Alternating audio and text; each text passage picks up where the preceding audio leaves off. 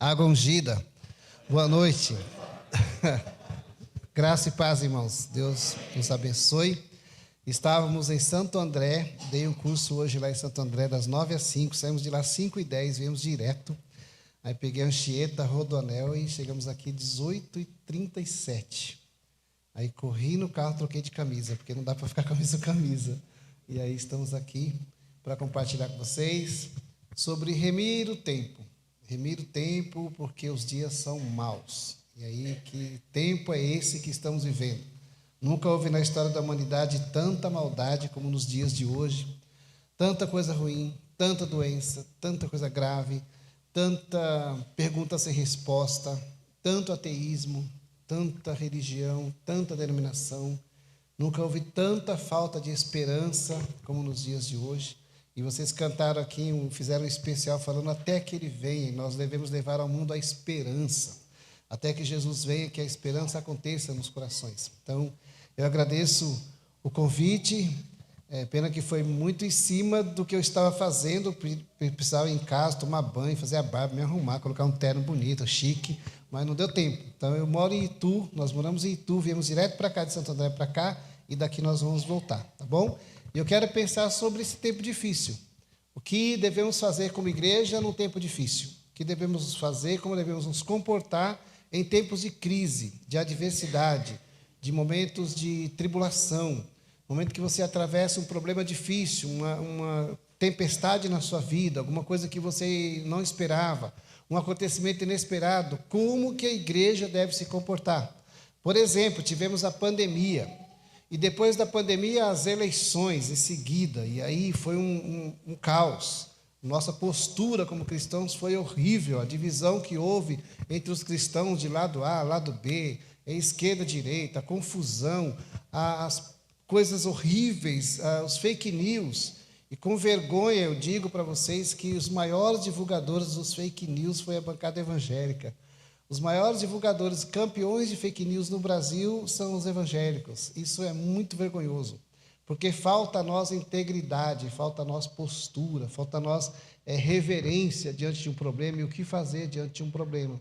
Então, eu queria que a partir de hoje nós pudéssemos sair daqui com uma visão diferente acerca do sofrimento, da tribulação, e que nós saibamos nos comportar diante de um problema, diante de uma dificuldade. E o que a Bíblia nos orienta, à luz do texto que a gente vai ler, que o apóstolo Paulo viveu, com relação às dificuldades. Tá? Então, eu queria ler com você Atos capítulo 27. Vamos ficar de pé, todos podemos ficar de pé para ler a palavra. Versos de 1 a 12, aí uma hora a gente pode sentar nesse sentido aí, tá bom? Atos 27, de 1 a 12. Sobre o naufrágio que Paulo sofre em direção a Roma. Quando ele poderia ser livre, ele decidiu ir para Roma e não quis experimentar a sua liberdade. Quando o rei Agripa disse assim, ele poderia ser posto em liberdade hoje, mas ele não quis, ele quis ir para Roma. E olha o que Paulo passa nessa situação. Atos 27, de 1 a 12. Quando ficou decidido que navegaríamos para a Itália, Paulo e alguns outros presos foram entregues a um centurião chamado Júlio, que pertencia ao regimento imperial. Embarcamos no navio de Adramítio, que estava de partida para alguns lugares da província da Ásia, e saímos ao mar, estando conosco Aristarco, um macedônio de Tessalônica. No dia seguinte, ancoramos em Sidom, e Júlio, num gesto de bondade para com Paulo, permitiu-lhe que fosse ao encontro dos seus amigos, para que estes suprissem as suas necessidades. Quando partimos de lá, passamos ao norte de Chipre, porque os ventos nos eram contrários. Tendo atravessado o mar aberto ao longo da Cilícia e da Panfilha, ancoramos em Mirra e na Lícia. Ali o centurião encontrou um navio alexandrino que estava de partida para a Itália, e nele nos fez embarcar. Navegamos vagarosamente por muitos dias e tivemos dificuldade para chegar a Cínido. Não sendo possível prosseguir em nossa rota devido aos ventos contrários, navegamos ao sul de Creta, defronte de Salmono. Costeamos a ilha com dificuldade e chegamos a um lugar chamado Bons Portos, perto da cidade de Laceia. Tínhamos perdido muito tempo e agora a navegação se tornara perigosa, pois já havia passado o jejum. Por isso Paulo os advertiu: senhores, vejo que a nossa viagem será desastrosa e acarretará grande prejuízo para o navio, para a carga e também para a vossa vida. Mas o centurião, em vez de ouvir o que Paulo falava, seguiu o conselho do piloto e do dono do navio. Visto que o porto não era próprio para passar o inverno, a maioria decidiu que deveríamos continuar navegando com a esperança de alcançar a Fenícia e ali passar o inverno. Este era um porto de Creta, que dava para sudoeste e noroeste. Senhor amado, em nome de Jesus, eu te louvo por estar aqui com os meus irmãos, com alegria, com prazer de estar na comunhão dos teus servos, com, ó Deus amado, contentamento de participar do louvor, dos cânticos, das participações, de tudo que ouvimos até aqui. Fomos edificados, fortalecidos, exortados, renovados, esperançados neste momento, e queremos pedir ao Senhor que a tua palavra nos faça bem, ó Deus, te louvando pela união masculina e união feminina, pelo aniversário dos teus servos que têm perseverado na tua presença, perseverado na pregação do Evangelho, perseverado no estudo da tua palavra e perseverado em comunhão. Obrigado por esses 23 anos e continua fazendo-os prosperar e prosseguir na tua direção. Nós oramos em nome de Jesus. Amém. Pode sentar com a sua Bíblia aberta, a gente vai folhear alguns versículos, ou ver alguns versículos. Eu queria te perguntar, se você já parou para pensar, pelo menos eu paro sempre, penso sempre, nos hospitais, quando eu estou nos hospitais, eu fico perguntando para mim e para Deus, onde está a igreja? O que a igreja está fazendo? Onde estão os irmãos? Senhor, que a igreja esteja orando por mim, que a igreja esteja intercedendo por nós, que os irmãos estejam clamando por nossas vidas nesses leitos de UTIs, de isolamento, de enfermarias, queimados em qualquer lugar que nós estejamos. Porque nós precisamos de oração e precisamos de apoio e precisamos de presença. Porque as pessoas estão vivendo um momento de desesperança, quase que desespero, mas muita desesperança. O que você tem visto, quem são os homens e as mulheres para os dias de hoje? Os dias que o Brasil está vivendo, os dias que o mundo está vivendo. Quem são os homens e as mulheres que Deus deseja levantar para esses dias difíceis? Onde estão as pessoas e como elas devem ser para este momento?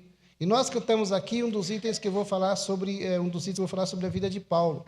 Nesse texto, Paulo está passando por uma tempestade e um naufrágio. Paulo não teve uma vida fácil. Não sei se você busca uma vida fácil, mas Paulo não teve. Se existia um homem que dava tudo errado na vida, era Paulo. E é uma coisa esquisita. Abandonado muitas vezes pela igreja, criticado, julgado, apedrejado, sofreu várias tentativas de homicídio, sofre 3 naufrágios. Ele não tinha muita sorte, porque ele viajou 3 vezes de navio, 3 vezes naufrágio. E eu não queria viajar nunca com o apóstolo Paulo se ele entrasse no navio. Imagina você no navio embarcando para algum lugar, em algum país, e alguém dissesse assim, Paulo está chegando. Eu ia sair. Porque por 3 vezes que ele andou de navio, 3 naufrágios. Era um cara de pé frio para andar de navio. Era melhor fazer caminhada. E aí ele vai nessa direção toda, e aí tem uma situação que ele é considerado culpado por pregar o evangelho, o pessoal apedreja, Agripa vem e defende, aquela coisa toda, finalzinho do capítulo 26. E aí Paulo poderia ser colocado em liberdade, porque os líderes lá resolveram olhar para ele, ele tentou evangelizar Agripa disse, quase que você me convenceu. E aí diz assim, eu não vejo nenhum mal nele, não vejo nenhum problema para esse homem ser morto. Então vamos colocá-lo em liberdade. Paulo diz assim, não, eu quero ir para Roma. Eu vou falar com César, eu quero chegar lá. E aí é um homem decidido, resiliente, um homem resignado, e disse assim, eu quero ir, não quero liberdade, eu quero ir para Roma. Deus falou que eu vou para Roma, eu vou pregar e vou falar com César. E nessa tentativa de chegar em Roma, o navio sofre aí uma tempestade, passa por uma tempestade e um naufrágio. E é interessante que Paulo avisa o capitão do navio que a viagem seria perigosa, a viagem seria prejudicial, não só para o navio, mas para a carga e para algumas vidas, e o cara não quis ouvir Paulo. Então eu queria te mostrar aqui qual deve ser o nosso comportamento em meio às dificuldades, em meio aos tempos difíceis. Como a igreja de Jesus deve se comportar. Não estamos nos comportando bem. Quero já alertar que a gente deve melhorar a nossa postura. Nós não temos as características que o apóstolo Paulo tinha aqui nessa viagem. E precisamos sair daqui dizendo assim, Senhor, eu quero ter essas marcas, eu quero ter essas características. Na minha vida, eu quero que as pessoas olhem para mim, para que consigam ver o Evangelho, ver Cristo e ter tudo o que Paulo ensinou aqui para o pessoal nesse naufrágio. Ele estava em situação contrária, situação adversa à sua vontade, contrária à sua vontade. Ele não esperava que fosse passar por essa situação, mas ele avisou que passariam por dificuldades. O homem não ouviu, e eu quero te mostrar aqui a postura do apóstolo Paulo em relação a essa situação. Primeira coisa que eu e você precisamos ter como igreja de Cristo nesse mundo caído, principalmente nesse Brasil envolvido em tanta corrupção, quase que o campeão em corrupção. O Brasil está em segundo lugar em ansiedade no mundo, segundo lugar no país que mais comete suicídio. A gente tem que tomar muito cuidado, porque aumentou quase 80% o número de pessoas que estão se suicidando, porque perderam a esperança, perderam as convicções, perderam a alegria, perderam o envolvimento. E nós somos responsáveis por essa situação, porque nós devemos propor a eles uma saída, propor a eles uma palavra. Nós não devemos ser só respostas para o mundo, mas nós devemos fazer propostas para o mundo, propostas às pessoas que não têm Cristo. E vocês cantaram exatamente o que eu vou falar. Anunciar aos homens que há esperança. Anunciar à população brasileira que há esperança, que há um Deus que olha por nós, que há um Deus que intercede por nós, que há um Deus que deseja comunhão conosco, e Deus não nos esqueceu. Deus não esqueceu a nação brasileira, Deus não esqueceu a sua igreja. E Paulo tinha uma marca lá, ele tinha integridade. Quer ver na Bíblia? Verso 1 do capítulo 27. Quando ficou decidido que navegaríamos para a Itália, Paulo e alguns outros presos foram entregues a um centurião chamado Júlio, que pertencia ao regimento imperial, o cara era da real. Embarcamos no navio de Adramítio, que estava de partida para alguns lugares da província da Ásia, e saímos ao mar, estando conosco Aristarco, Macedônia e Tessalônica. Olha o verso 3. No dia seguinte, ancoramos em Sidom e Júlio, num gesto de bondade para com Paulo, e Júlio, num gesto de bondade para com Paulo, permitiu-lhe que fosse ao encontro dos seus amigos para que suprissem as suas necessidades. Primeira característica do apóstolo Paulo nessa viagem, nesse naufrágio, que você e eu precisamos ter: integridade. Paulo estava como prisioneiro, ele não estava como turista, não estava fazendo turismo para a Itália, não estava num cruzeiro, estava indo como prisioneiro para se apresentar, ser preso lá em Roma e se apresentar a César. E aí no verso 3 diz que Júlio, usando de bondade, falou para Paulo: pode sair. Eles ancoraram num porto lá e o Júlio falou assim: pode sair, Paulo. Pode ir lá encontrar seus amigos, pode encontrar seus irmãos. Paulo havia pregado naquela região e vai estar com eles, porque eles vão suprir as suas necessidades. Qual carcereiro, qual líder de uma cadeia faria uma coisa dessa com um preso?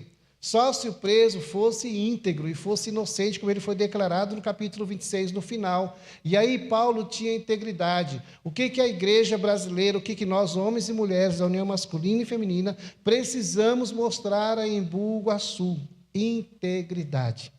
Seja o vosso falar sim, sim e não, não. O que procede disso é de procedência maligna. O que vem disso é de procedência maligna. E o centurião aqui, o dono do navio, o capitão do navio, o líder por aquela viagem, aquela embarcação, liberou Paulo, porque viu nele integridade. Porque Paulo, se ele disse assim: eu voltarei, verei meus amigos e voltarei, o homem acreditou. E aí a gente tem que ver hoje e recuperar a credibilidade. Nós cristãos precisamos recuperar a credibilidade. Nós cristãos precisamos recuperar a verdade em nossas vidas e em nossos corações.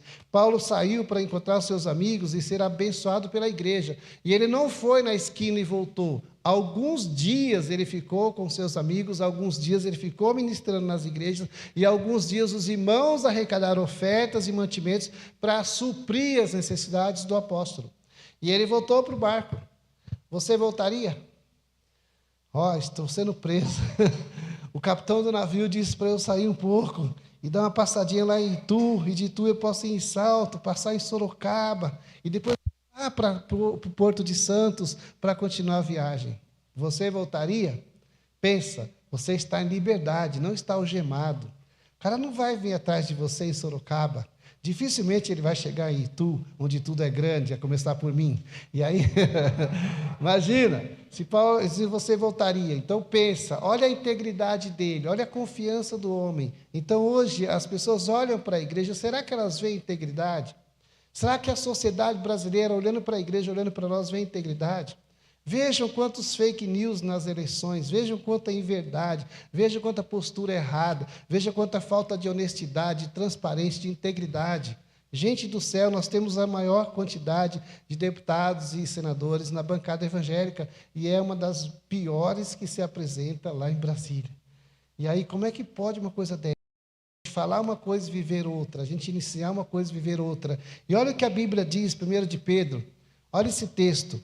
Contudo, façam isso com mansidão e respeito, conservando boa consciência, de forma que os que falam maldosamente contra o bom procedimento de vocês, porque estão em Cristo, fiquem envergonhados de suas calúnias. Alguém falar mal de um cristão ou da igreja deve ficar envergonhado porque deve ser calúnia. Isso não é verdade. E o pior, para nossa vergonha, é que na maioria das vezes, hoje em dia, é verdade. A igreja, em nome de Jesus, precisa recuperar integridade. Precisamos voltar a pensar nessa palavra íntegro, inteiro, transparente, honesto, sincero, verdadeiro. E Paulo tinha essa característica. No naufrágio, uma posição contrária à vida dele, ele tinha a característica de ser íntegro. O capitão do navio confiou nele e confiou na sua palavra e confiava na sua pessoa. Precisamos diminuir a distância entre o que falamos e o que vivemos. John Stott, já falecido, disse que nós precisamos diminuir a distância entre o que pregamos e o que vivemos, entre o que ensinamos e o que vivemos. Precisamos diminuir a distância entre o ensino e a prática, entre a fala e o dia a dia. E aí a gente vai conseguir nos aproximar da integridade e voltar a recuperar a veracidade do Evangelho. As pessoas vão começar a voltar a crer, a acreditar no Evangelho. Eu ouvi de um diácono há muitos anos atrás que num passado um pouco distante no Brasil, quando alguém de uma igreja era preso, ou alguém conhecido do pastor da igreja era preso, no passado, o pastor ia lá na delegacia, falava com o delegado, dizia assim, pode soltar, em meu nome, pode soltar que eu vou cuidar dele. E o delegado soltava aquele preso. Aqui no Brasil. Hoje em dia, se acontecer isso, vai ficar o pastor junto. Lá. Vem para cá, Joel, fica aqui também. Porque infelizmente, nós estamos desacreditados. Precisamos recuperar a credibilidade. Olha o que a Bíblia diz ainda em Colossenses, que Paulo fala. Tudo o que fizerem, façam de todo o coração, como para o Senhor, e não para os homens. Para o Senhor. É para o Senhor que vocês cantam, é para o Senhor que nós cantamos, é para o Senhor que existe a igreja, é para o Senhor que nós pregamos, é para o Senhor que nós louvamos, é para o Senhor que nós servimos. Tudo é para o Senhor. É para o Senhor que eu trabalho, que acordo de madrugada, que vocês acordam de madrugada. É para o Senhor. Os meus negócios, os meus relacionamentos, é para o Senhor. Não como se Ele estivesse presente, mas Ele está presente. Tudo o que fizerem, quer seja por palavra ou ação, façam de todo o coração, com integridade. E olha outro texto que a Bíblia fala. Fazer o que é justo e certo é mais aceitável ao Senhor do que oferecer sacrifício. Fazer o que é certo, fazer o que é justo é melhor do que fazer coisas na igreja, ou fazer cultos ou atividades na igreja. Fazer o que é justo e certo é melhor do que uma atividade religiosa. E aí devemos pensar, o que falta à igreja, o que Paulo tinha, para nós devemos copiar, integridade. Primeira situação que Paulo mostra aqui que ele tinha, a primeira característica dele, no naufrágio. O navio estava para passar por dificuldades, e ele mostra que era um homem íntegro. Existia uma pessoa naquela embarcação, naquele navio, que era íntegro. Segunda característica dele, para vocês e para mim. John Stott falou, a frase que eu disse para vocês, precisamos diminuir a distância entre o que falamos e o que praticamos. Segunda característica de Paulo, iniciativa. O navio começa a ter problemas. Olha o capítulo 27, verso 4. Pode passar aí, não sei se você passa ou o pessoal lê. Quando partimos de lá, passamos ao norte de Chipre, porque os ventos nos eram contrários. Tendo atravessado o mar aberto ao longo da Cilícia e da Panfilha, ancoramos em Mirra, na Lícia. Ali o centurião encontrou o navio alexandrino que estava de partida. Verso 7. Navegamos vagarosamente por muitos dias e tivemos muitas dificuldades. Verso 8. Costeamos a ilha com dificuldade e chegamos a um lugar chamado Bons Portos. Olha o verso 9. Tínhamos perdido muito tempo e agora a navegação se tornara perigosa. já haviam passado o jejum. Olha o verso 10, Paulo disse: Senhor, vejo que a nossa viagem será desastrosa e acarretará grande prejuízo. Verso 11, o centurião preferiu ouvir outra pessoa do que Paulo. E o verso 12, visto que o porto não era próprio para passar o inverno, decidiu-se que deveríamos continuar aí navegando, com a esperança de alcançar a Fenícia. Aqui o navio começa a ter dificuldades, a embarcação e a viagem começam a ter dificuldades. E aí Paulo tem uma característica muito interessante: iniciativa. Igreja, quando você se deparar com problema, quando nós nos depararmos com problema, com as pessoas em nossa volta com problemas, com dificuldades, sem esperança, atravessando dificuldades e tribulações, devemos ter iniciativa. Se alguém tem que falar alguma coisa, uma situação difícil, é um cristão, você tem que ter iniciativa, falar e anunciar a volta de Jesus, falar e anunciar a retidão até que Ele venha, anunciar a esperança até que Ele venha. Paulo disse assim: pessoal, preste atenção, nós teremos dificuldades, a viagem será difícil, a embarcação sofrerá dano, teremos prejuízo. Ele se levantou e falou: nós devemos ter iniciativa na nossa vida, não esperarmos que as religiões façam as coisas e a gente ficar olhando, não esperar que as pessoas ajam e a gente ficar olhando. Se tem uma situação de fome, de nudez, de grande dificuldade com as pessoas, nós devemos estar à frente. Nós, como cristãos, devemos, como seguidores de Cristo, seguir o seu exemplo. E o que Jesus fez? Ele deu a sua vida pela igreja, Ele deu a sua vida por você, Ele deu a sua vida por nós. Se alguém tem que falar alguma coisa, alguém tem que tomar a frente de alguma coisa, deveria ser você. No seu trabalho, situação de corrupção, situação de injustiça, de desespero, de aflição, você deve ter uma palavra de esperança, de iniciativa e uma proposta de vida. E Paulo vai e diz para eles: olha, uma situação de crise, situação difícil, eu quero lhes dizer que atravessaremos problemas. Façam isso, sigam por aqui. Ainda que as pessoas não sigam a sua orientação e a sua palavra, você deve avisá-las do perigo.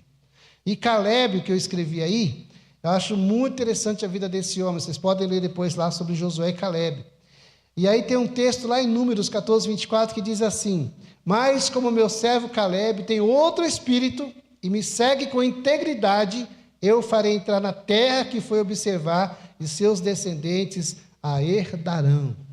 Caleb, interessante esse homem, como ele tinha iniciativa.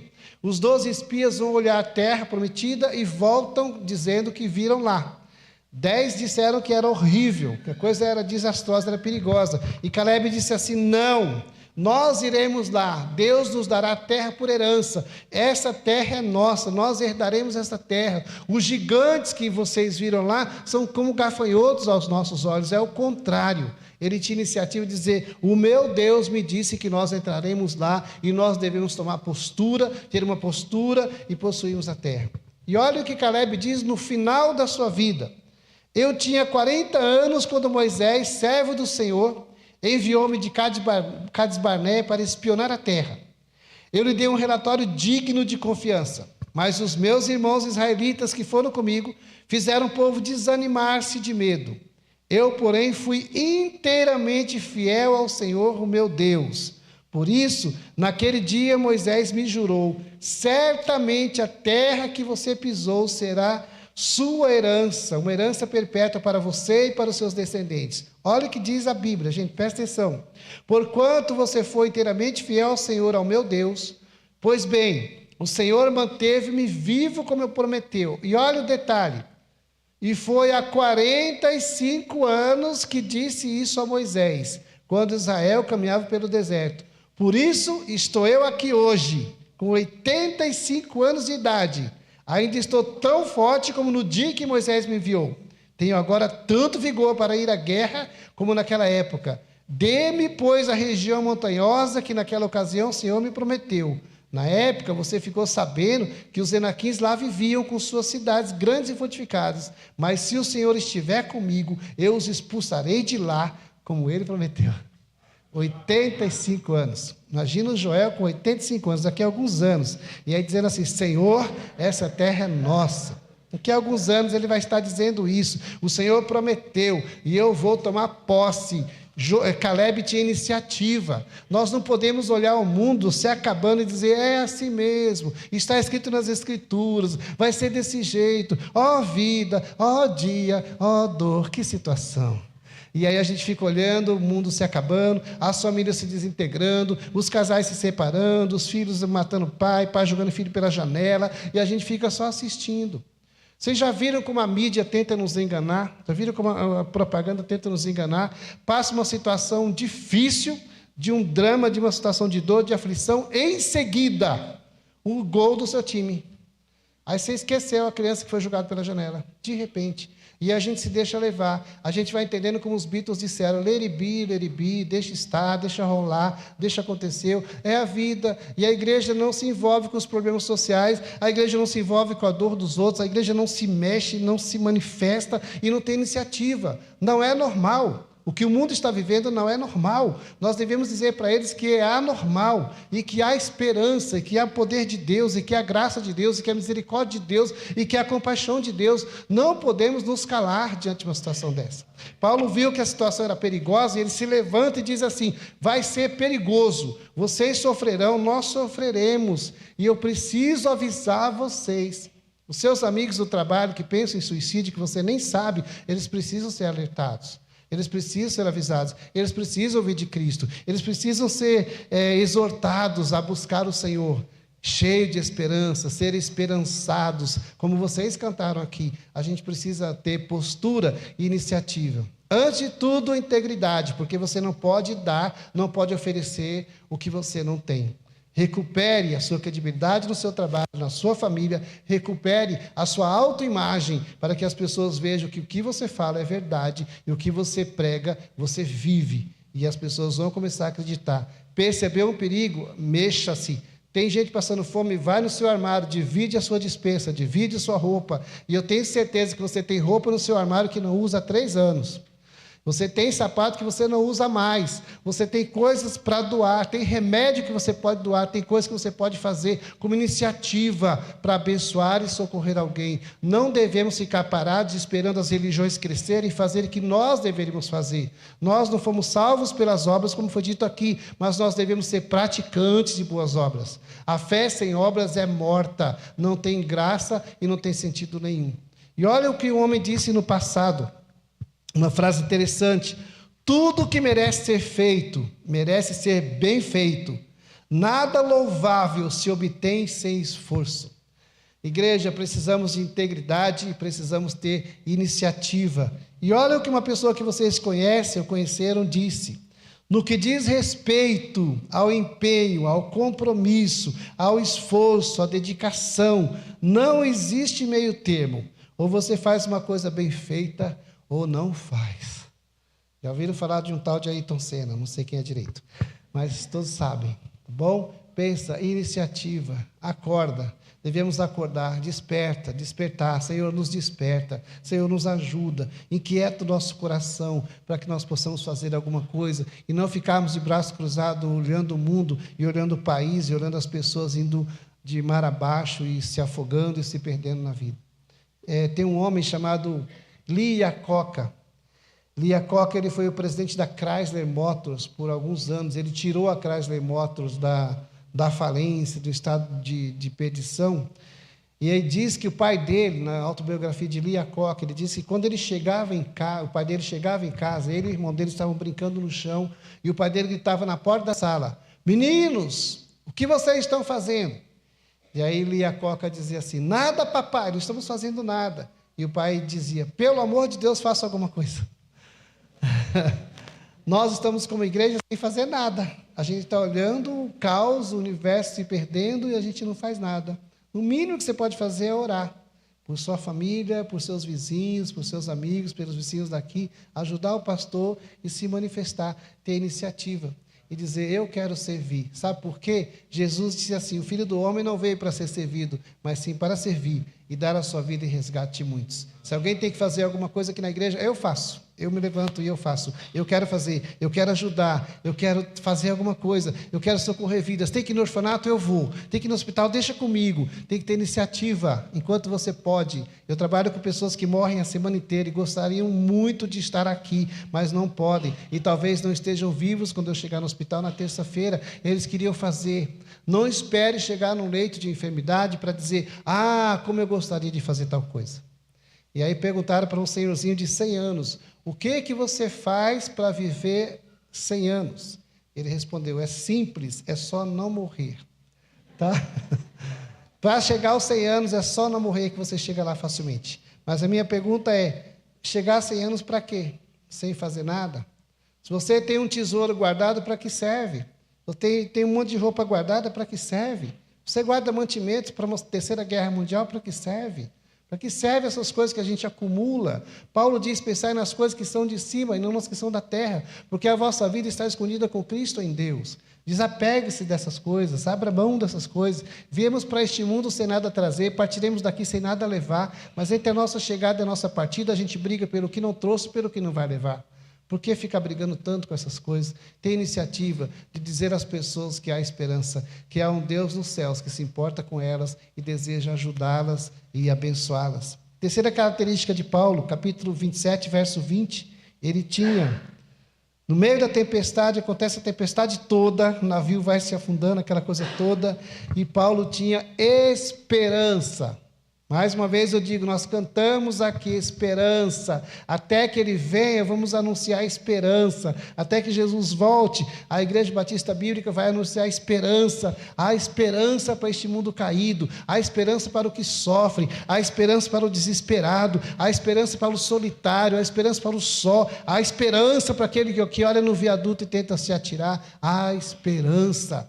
O paciente pediu para eu orar para Deus matá-lo, para Deus levá-lo. E eu falei, não posso fazer essa oração, porque a vida pertence a Deus. Eu não posso orar nesse sentido. Há esperança para você. Na outra vez que eu visitei, ele falou, por favor, desligue esses aparelhos. Ninguém vai perceber se você desligar esses aparelhos. Eu falei, não posso fazer, porque Deus deseja que você viva até o último segundo da sua vida. O tempo pertence ao Senhor. Há esperança. E olha no meio da tempestade o que Paulo fala. A Bíblia diz, e a própria história diz, que nós somos a comunidade da esperança. Paulo era um homem cheio de esperança. Ele sabia em quem cria. Ele disse para Timóteo, porque eu sei quem tenho crido. E Jó disse isso, eu sei quem tenho crido, e nenhum dos seus propósitos há de ser frustrado. Eu creio no Senhor, no meio desse caos, eu espero no Senhor, eu confio no Senhor. O Senhor não tem nada, mas o Senhor pode transformar tudo. O Senhor pode fazer o que o Senhor deseja. Paulo sabia quem era o seu Senhor, havia tido uma experiência pessoal com Ele, a sua vida havia sido transformada por Cristo. Ele tinha tido um encontro pessoal com o Senhor Jesus, e eu penso naquela criança lá no Dante Pazzanese, quando o médico levava para a cirurgia, parou a maca na porta do elevador e ela disse assim, 5 anos, ela disse, doutor, cuidado quando abrir meu coração, Jesus está lá dentro, cuidado, não mexa, deixa Jesus quietinho lá dentro. E Paulo tinha esperança, e olha que bonito é quando você pensa como a Bíblia diz, por essa causa também sofro, mas não me envergonho, porque eu sei quem tenho crido, e estou bem certo de que Ele é poderoso para guardar o meu depósito até aquele dia, até que Ele venha, Ele é poderoso. Paulo tinha esperança no coração. Todos perderam a esperança de sobreviver no navio. A Bíblia diz isso, você pode ler depois na sua casa. Antes de dormir hoje, quando chegar em casa, antes de ligar a televisão, de comer seu lanchinho, leia todo o capítulo de Atos 27. E aí você vai ver o que acontecia. O pessoal perdeu toda a esperança de sobreviver. Paulo disse assim, vejo que vocês não comem há alguns dias, estão aí nessa situação toda. Não vemos o sol por mais de 20 dias. E Paulo diz assim, é necessário que vocês comam, que vocês se alimentem, que recuperem as forças e tenham esperança, porque o meu Deus me prometeu que nós chegaremos lá. Eu sei quem tenho crido e eu creio que Ele é poderoso para executar os seus propósitos e os seus desígnios. Olha o que a Bíblia fala. Falando novamente ao povo, Jesus disse, eu sou a luz do mundo. Quem me segue nunca andará em trevas, mas terá a luz da vida. E olha o texto bonito do apóstolo Paulo, olha o que ele diz: que o Deus da esperança os encha de toda alegria e paz, por sua confiança nele, para que vocês transbordem de esperança pelo poder do Espírito Santo. Quer ver como eu sei a sua idade? Quer ver como eu descubro a sua idade? Que você tem mais ou menos a minha idade? Tem uma técnica aqui, uma tática, eu vou te ensinar. Quem aqui lembra de um cântico no passado que dizia assim: não olhe as circunstâncias, não, olhe o seu amor. Não me guio por vista, a minha idade. Não me guio por vista, alegre estou. Não é? A gente não deve olhar para a circunstância, não deve olhar para a multidão de problemas. O salmista disse no Salmo 121, eleva os meus olhos para os montes, de onde me virá o socorro? O meu socorro vem do Senhor que fez os céus e a terra. O meu socorro não vem de Brasília, o meu socorro não vem da denominação, o meu socorro não vem da igreja, o meu socorro vem do Senhor que fez os céus e a terra. Ele é poderoso para encher o teu coração de esperança, encher o coração do seu colega de trabalho de esperança, da sua família, do seu vizinho. Sejamos porta-vozes da esperança, possamos anunciar que há esperança. Tudo está caindo em sua volta, há um caos instalado em sua volta, instaurado, mas eu creio no Deus que pode encher o nosso coração de esperança. Olha o que a Bíblia diz, o salmista diz, olha que interessante: descanse somente em Deus, ó minha alma, dele vem a minha esperança. É do Senhor que vem a esperança da igreja. Quem são os homens e as mulheres para esses dias que o mundo está atravessando? Pessoas íntegras, pessoas de iniciativa e pessoas de esperança. Olha o que a Bíblia fala: nossa esperança está no Senhor, Ele é o nosso auxílio e a nossa proteção, nele se alegra o nosso coração, pois confiamos no seu santo nome. Esteja sobre nós o teu amor, Senhor, como está em ti a nossa esperança. Esperança para o mundo caído, qual é? Jesus Cristo, palavra de Deus, e o verbo se fez carne e habitou entre nós, e vimos a sua glória, glória como do unigênito do Pai. Ele está entre nós, a esperança está entre nós, a esperança habita no teu coração, habita na igreja, e devemos proclamar ao mundo a esperança. Nossa fé não pode ser tão somente uma experiência emocional. Você não pode sentir uma coisa e dizer que você tem fé em Deus. A emoção é importante, é maravilhoso, nós podemos nos alegrar como a gente se alegrou aqui, e vibrar, e cantar, e bendizer o Senhor. É muito bom sentirmos alegria, chorarmos de alegria. Jesus não escondeu suas emoções, o apóstolo Paulo não escondeu as suas emoções, mas não podemos e nem devemos ter tão somente uma fé emotiva, uma fé baseada no sentir, no arrepio, na lâmpada explodindo, uma fé quase que irracional. Já foi dito que nós só estaremos de pé diante dos problemas quando estivermos de joelhos diante de Deus. Você só vai estar de pé diante do problema quando você se ajoelhar diante do Senhor em oração. Saber andar neste mundo, enfrentar a realidade, não viver a negação, mas entender que na vida teremos problemas. Mas Jesus diz: tenham ânimo, eu venci. Segurem firme. E o apóstolo Paulo diz uma coisa interessante: de fato, todos que desejam viver piedosamente em Cristo Jesus serão perseguidos. Se na sua vida está tudo certinho, nenhuma luta, nenhuma dificuldade, nenhum entrave, nenhum conflito com o cunhado, nem com a sogra, tudo anda bem, cuidado, alguma coisa está errada. Se tudo está às mil maravilhas, seu time não está sendo ameaçado do rebaixamento, cuidado, alguma coisa está errada. E aí tem que orar pelos santos, porque a Bíblia diz: sede santos, porque eu sou santo. Cristão que me vê e que me ouve, a vida cristã não é uma primavera, não é um passeio para Miami, como o pessoal está fazendo e achando que cristianismo é viajar para Miami, para cima e para baixo. Não, a vida não é um mar de rosas. O Senhor nunca nos prometeu um mar de rosas. Nunca foi dito que se você aceitasse Jesus, tudo ficaria azul. Isso é propaganda enganosa. Se alguém te disser: venha para cá que tudo vai se resolver na sua vida, não vá. Você nunca vai encontrar uma igreja perfeita nessa terra. Se você encontrar, saia de lá, porque você vai estragar a igreja. Porque você não é perfeito, eu e você não somos perfeitos. Não tem igreja perfeita, não tem pastor perfeito, não tem grupo de louvor que não nos decepcione. Não existe isso nessa terra. Enquanto estivermos aqui, nós teremos lutas e dificuldades. E Paulo era um homem desse jeito, era um homem realista. E a última característica de Paulo era realista. Ele era realista. Ele disse assim: o navio vai passar por dificuldades, mas vocês devem se alimentar, devem comer, devem participar da vida, devem continuar lutando pela vida. Não dizer, não, já vai estar tudo certo. Existe um horóscopo evangélico no nosso meio, e é uma coisa esquisita. As pessoas dizem assim, você está com uma dificuldade, compartilha uma luta, e as pessoas dizem assim, já deu tudo certo.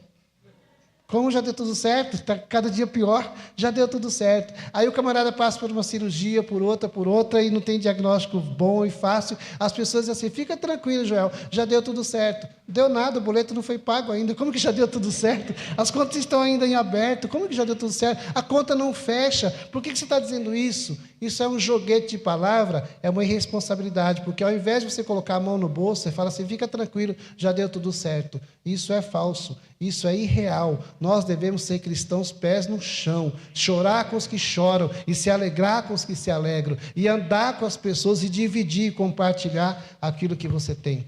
A fé não é um salto no escuro, a fé não é uma coisa emocional. Eu e você precisamos ser realistas nesse mundo.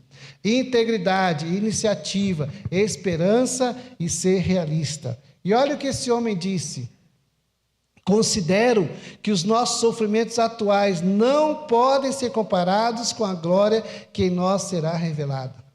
Considero que as minhas lutinhas pequenas não podem ser comparadas com o que eu vou passar, com o que eu vou experimentar. Eu não sei o que está aí nesse Romanos aí. Isso, obrigado. Olha que ele fala assim, considero que os nossos sofrimentos atuais não podem ser comparados com a glória que em nós será revelada. Ou seja, não dá para você considerar e comparar o que você vai experimentar. E olha o que esse homem falou no final da sua vida. Ele foi morto na Segunda Guerra Mundial. O homem sábio é aquele que vê a realidade como Deus a vê. Por isso só é sábio quem vê em Deus a realidade. Que você possa ver em Deus a realidade, que você não seja um cristão fujão, que você não seja um cristão que nega a vida, nega os problemas, nega a dor, dizendo que já deu tudo certo, vai dar tudo certo. Isso é mentira, isso não é verdade, porque homens de Deus passaram por tribulações, passaram por vales, passaram por lutas e venceram pela força do Cordeiro, não foi pela sua própria palavra. Quais são as características para os homens e mulheres de hoje que a igreja precisa e que o mundo está esperando, remindo o tempo? Pessoas íntegras, pessoas de iniciativa, pessoas com esperança e pessoas realistas. Que Deus te ajude, que essa igreja que está aqui hoje se levante, que nós nos levantemos com essas marcas e com essas características. O mundo espera, a sociedade espera, o Brasil espera, e o Brasil anseia por pessoas que sejam íntegras, tenham iniciativa, cheias de esperança para anunciar a esperança, como a gente cantou, e sermos pessoas realistas diante da dor e da dificuldade e não considerar os problemas como coisas que não existem, não estão acontecendo. E que Deus te abençoe e que saímos daqui dispostos a viver as experiências que Paulo viveu e tendo a postura que Paulo teve em não se corromper, em não se perder e não perder a oportunidade de anunciar a esperança em Cristo. Vamos orar. Senhor, em nome de Jesus, eu quero pedir a Tua bênção sobre as nossas vidas, sobre esta igreja mais uma vez. Obrigado pela vida do pastor Joel, por nossa amizade que já se prolonga por tantos anos. Obrigado porque o Senhor tem nos unido em torno do Evangelho para a mesma causa, na proclamação do reino. E obrigado, Senhor, pela sua vida, por seu ministério, por sua igreja, que tem sido parceira, tem nos ajudado, nos abençoado a prosseguir na pregação da esperança, no anúncio da esperança. Abençoa cada servo teu aqui, e que essa palavra fique gravada em nossos corações.